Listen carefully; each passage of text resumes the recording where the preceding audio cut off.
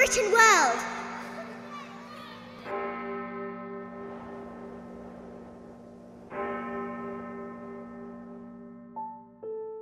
The poems Lady Lazarus and Daddy were both written in the October of 1962. And so for those of you who have already seen my video essay on Daddy, which you can view here, you will notice at once the incessant and overlapping themes running through them both. But why the recurring themes? Because at this time, in the run-up to her suicide, Sylvia Plath was overcome, becoming ever more possessed by the colossal forces of her life and the unstoppable gravity of her death. I guess you could say I've a call. Suicide was an ever-present motif throughout her short life, an attempt every decade to be precise. 1 year in every 10 I manage it. And so in Lady Lazarus, as in Daddy, both suicide and psyche are explored, or perhaps more precisely, submitted to, but alas, for the last time. Paradoxically, as artist, Plath approaches even death, that thing which is considered as the epitome of ugliness for the living, as an aesthetic would, as an art form of which she is a virtuoso. Dying is an art. I do it exceptionally well. In Daddy, the premature and traumatic death of her German father, who she was never able to know, transmogrifies him in her mind into a Nazi figure. And this theme of Nazism, and of herself as its victim, is further developed in Lady Lazarus to emphasize her suffering at the hands of a man who embodies all the fascistic tendencies of tyranny and persecution. My skin bright as a Nazi lampshade, my face a featureless, fine Jew linen. Apart from exploring this dance with death, Plath takes up the chance to diagnose civilization and the tendencies of human beings who clearly derive some kind of hidden pleasure from the sufferings of others. So, as in her previous failed attempts, she describes the crowds as pushing in to watch her, as if her flirtation with the grave were to them some kind of obscene entertainment. The peanut-crunching crowd shoves in to see them unwrap me. Peanut crunching, like a circus. Plath is, in the eyes of others, a phenomenon, one who, like the biblical Lazarus, is raised, surviving death. A sort of walking miracle. And the pretentiously care-filled eyes of these crowds she reproaches with irony, attacking their own masquerade of sympathy as a social pretense, covering up their true intentions.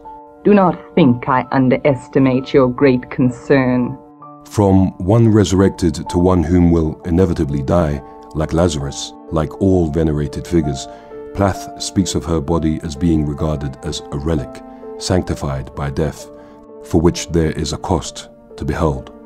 There is a charge, a very large charge, for a word or a touch or a bit of blood or a piece of my hair or my clothes. But what is implied is charge as revenge, that these beholders of her suffering will one day have to pay for their voyeurism at her expense. Sylvia Plath held her tribulations to be the makings of men, beginning with her father and continuing through to her unfaithful husband, the poet Ted Hughes, who many, especially the feminists of her age, held responsible for her suicide. This male-oriented condemnation can be seen when she refers even to her doctor, who presumably treated her after one of her attempts as her enemy, responsible because his job was to give her life where she longed for death, as Herr, which is the German for Mr., Sir, or Lord. Herr Doctor, Herr Enemy. This theme she builds to a crescendo until at its climax she ultimately marks both God and Lucifer, both biblically male figures, with the same epithet of Herr, that is, as the same enemies. In a sense, both good and evil being indicted with male authorship and therefore equally tyrannous in their male moralities. Herr God, Herr Lucifer.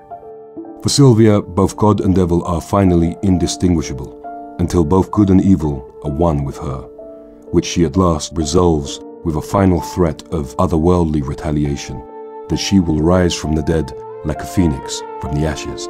I rise with my red hair. To execute her justice, her poetic justice, against them, and against all men, against all those whom she holds to be the cosmic authors of her agonies. She committed suicide 4 months later. She lives on through her works. And so she writes, Lady Lazarus. I have done it again.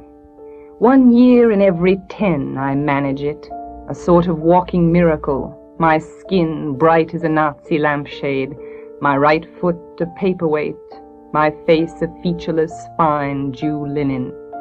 Peel off the napkin, O my enemy. Do I terrify? Yes, yes, Herr Professor, it is I.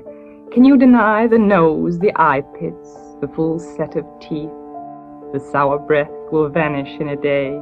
Soon, soon the flesh the grave cave ate will be at home on me, and I a smiling woman. I am only 30, and like the cat, I have 9 times to die. This is number 3. What a trash to annihilate each decade, what a million filaments. The peanut-crunching crowd shoves in to see them unwrap me hand and foot, the big stripped tees. Gentlemen, ladies, these are my hands, my knees. I may be skin and bone, I may be Japanese.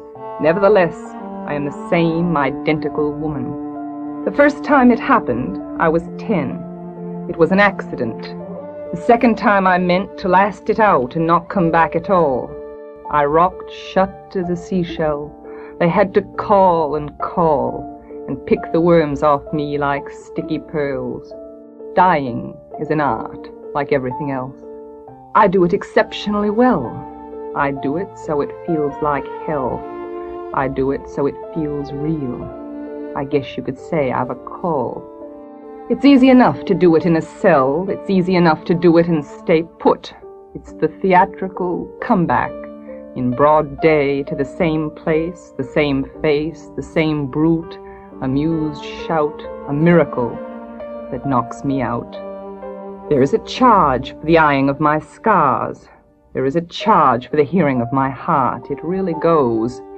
And there is a charge, a very large charge, for a word or a touch or a bit of blood or a piece of my hair or my clothes. So, Herr Doctor. So, Herr Enemy. I am your opus. I am your valuable. The pure gold baby that melts to a shriek. I turn and burn. Do not think I underestimate your great concern. Ash, ash, you poke and stir, flesh, bone. There is nothing there, a cake of soap, a wedding ring, a gold filling. Hear God, hear Lucifer, beware, beware. Out of the ash I rise with my red hair, and I eat men like air.